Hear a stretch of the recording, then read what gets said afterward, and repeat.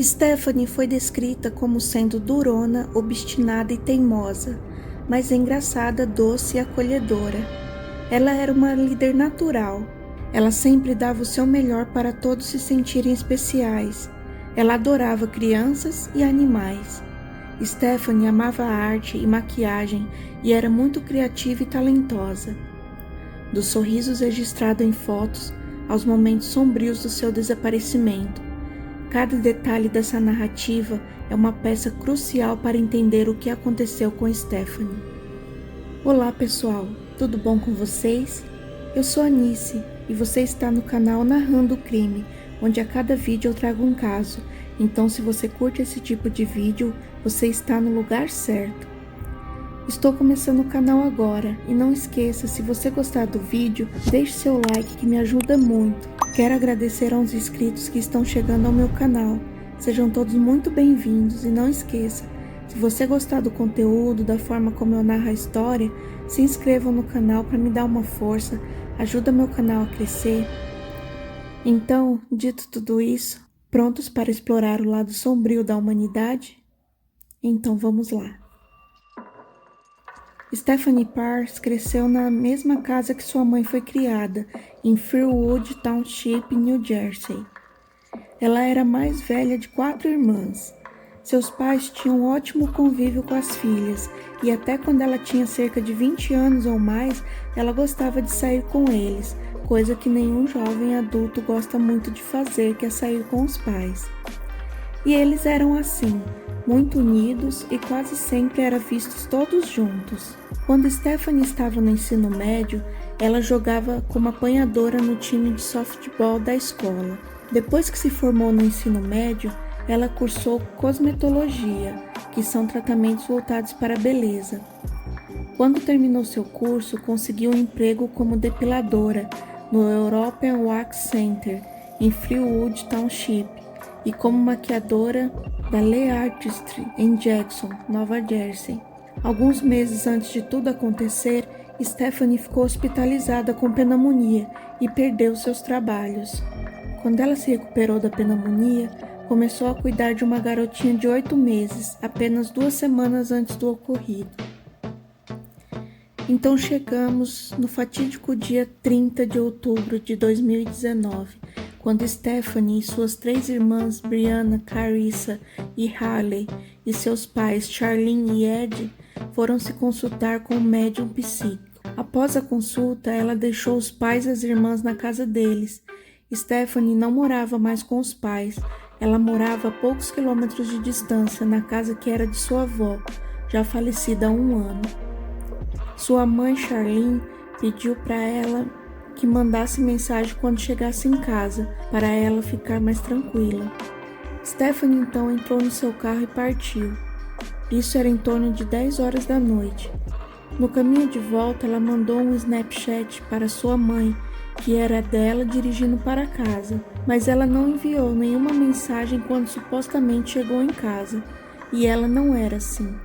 Quando eu digo que Stephanie e sua família eram extremamente próximas, não estou exagerando. Ela e seus pais se comunicavam todos os dias, trocavam várias mensagens de texto durante todo o dia. Então, quando Stephanie não mandou uma mensagem para sua mãe naquela noite, dizendo que chegou em casa em segurança, e ainda não respondeu as mensagens de texto da sua mãe no dia seguinte, Charlene imediatamente começou a se preocupar. Ela começou a ligar freneticamente para Stephanie e mandou várias mensagens de textos o dia todo, mas todas ficaram sem resposta. Charlene passou 2 vezes em frente à casa de Stephanie e logo estranhou o fato do carro Hyundai Sonata branco de Stephanie estar estacionado mesmo quando ela teria que estar no seu emprego como babá. A primeira vez que Charlene passou era às 4 da tarde e Stephanie trabalhava das 9 da manhã às 18 horas. Não fazia sentido. Mas na segunda vez que ela passou em frente, já eram 8 horas da noite e o carro continuava lá. Então ela resolveu entrar para ver o que estava acontecendo. Não demorou muito para ela encontrar o celular de Stephanie caído perto do sofá. E, como todas as pessoas hoje em dia, ninguém sai sem levar o celular. Ela viu que tinha uma mensagem do trabalho dela perguntando se ela estava bem, porque não tinha aparecido. Stephanie não era assim. Ela não faltaria no seu emprego. Como disse, ela tinha começado ele há apenas 2 semanas e era seu único sustento. Além disso, ela se importava com a garotinha que ela cuidava. Ela amava a criança e iria receber seu primeiro salário naquele mesmo dia. Charlene tentou ver as ligações, mas como não tinha a senha do celular, não conseguiu. Então começou a entrar em contato com todos os amigos de Stephanie, perguntando se alguém tinha visto ela e ninguém viu, exceto uma pessoa, o ex-namorado de Stephanie, John Osborne. Ele disse que a viu em torno das 10 horas da noite, dormiu lá na casa dela e saiu de manhã, e que ela estava bem. Ele disse que também estava preocupado porque ela tinha sumido o dia inteiro. John era um problema. Um mês antes, Stephanie o denunciou por violência doméstica, quando ele bateu em sua cabeça porque ela queria terminar com ele. Ele também tinha outra acusação de violência doméstica por outra namorada. John era um corretor da bolsa de 29 anos, mas quando Stephanie desapareceu, ele estava desempregado. Os investigadores rapidamente nomearam John como suspeito, devido a todas as circunstâncias e porque ele foi a última pessoa que viu ela antes do desaparecimento. A polícia logo conseguiu um mandado de busca para vasculhar seu telefone. Não demorou muito para que a polícia descobrisse que John havia enviado 10 mensagens muito raivosas para Stephanie na noite em que ela desapareceu, enquanto ela estava tentando se divertir com a família. Não consegui achar o que todas essas mensagens de texto diziam, mas como vocês podem imaginar, essas mensagens de texto eram muito desagradáveis. Ele a chamou de nomes horríveis.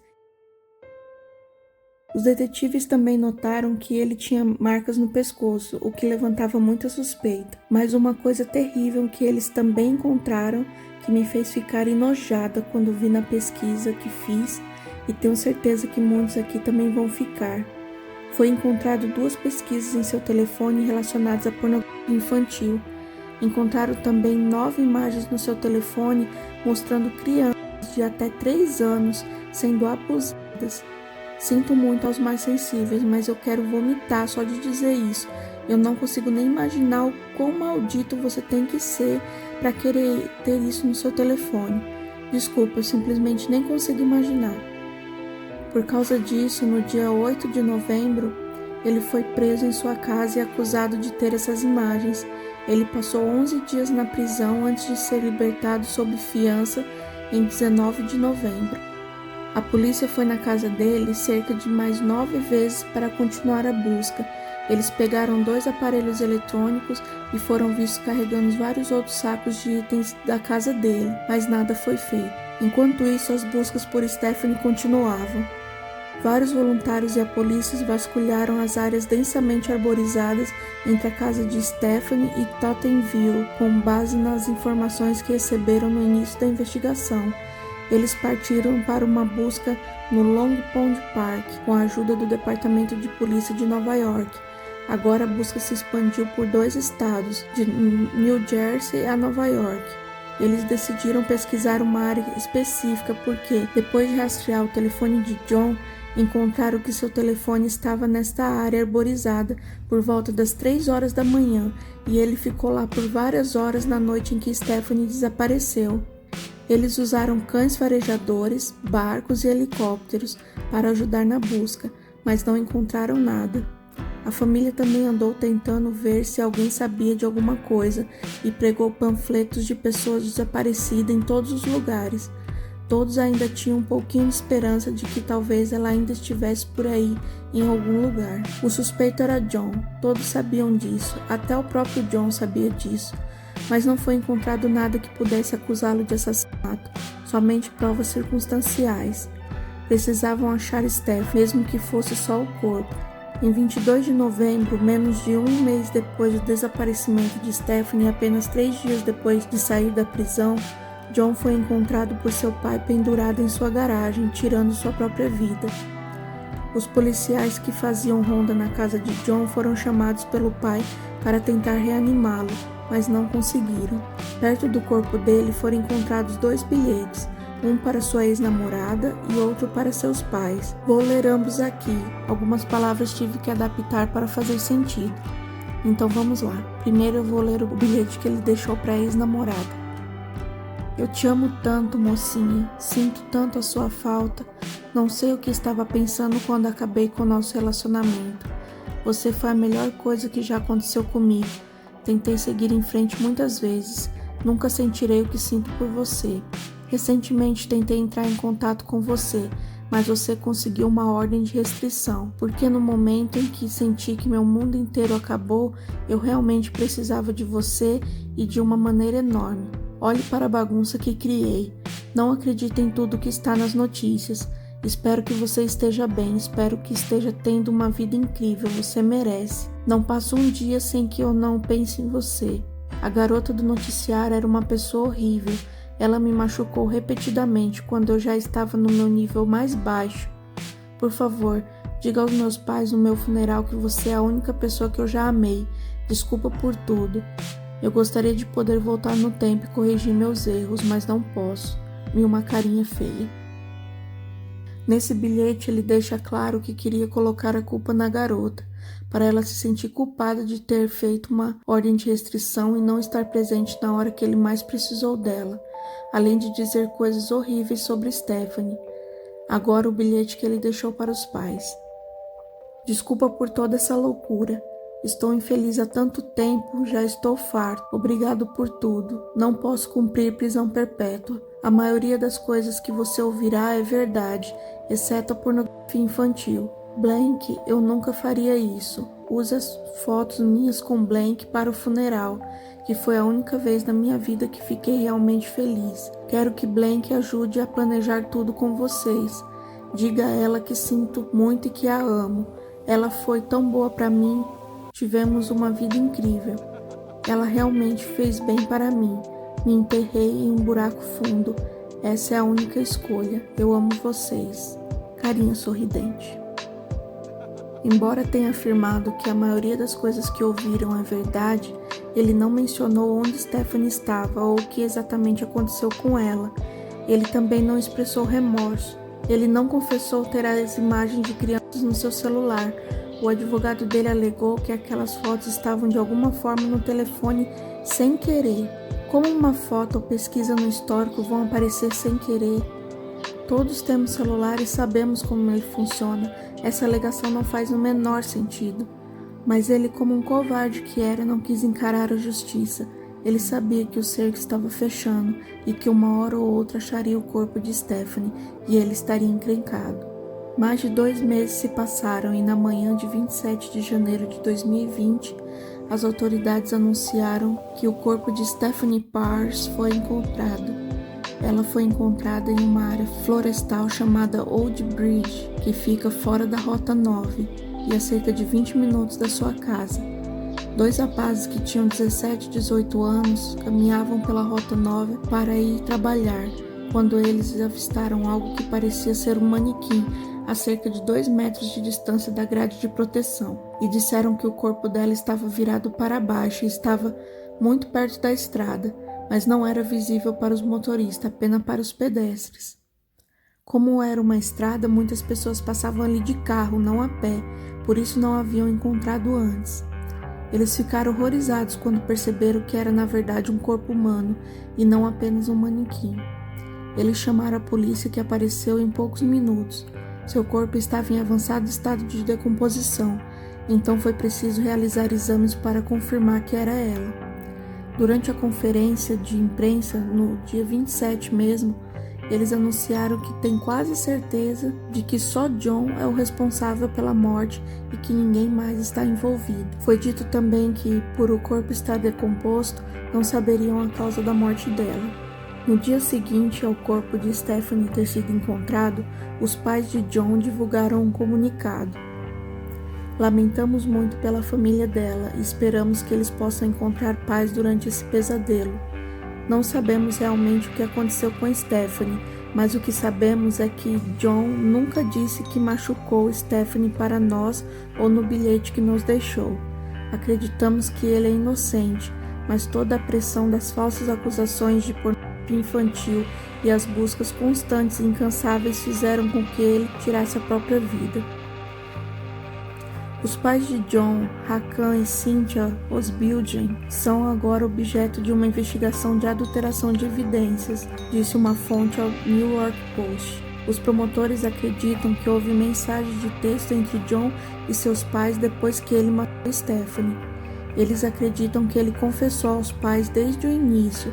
As autoridades suspeitam que os dois podem ter excluído mensagens trocadas com seu filho logo após o desaparecimento de Stephanie, disse a fonte.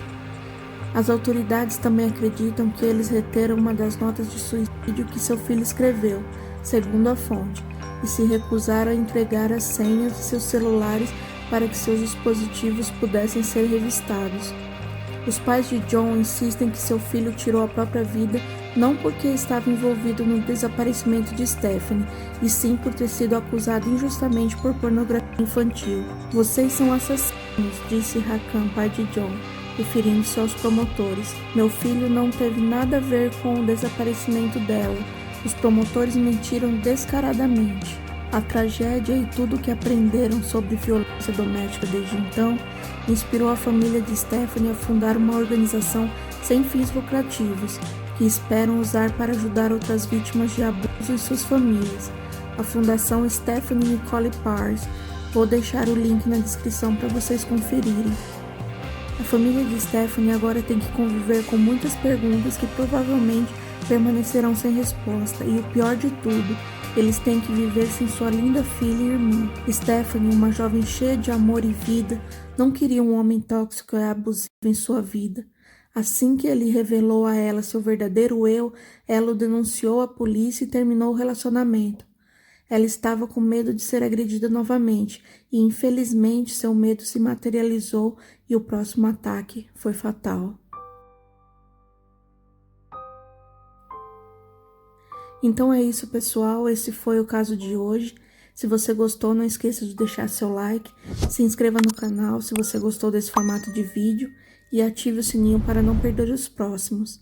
Eu vou ficando por aqui e vou deixar para vocês 2 vídeos bem interessantes. Clique em um deles e continue aqui comigo. Obrigado por ter assistido o vídeo até aqui e até mais.